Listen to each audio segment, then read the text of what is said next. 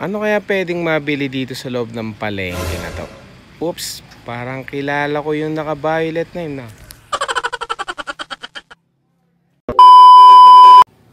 Yon, sabi ko na nga ba si Ate Gigi yun eh. Big shout out Gigi's Beauty Skincare Products sa loob po ng pamilihang bayan ng San Miguel, Bulacan.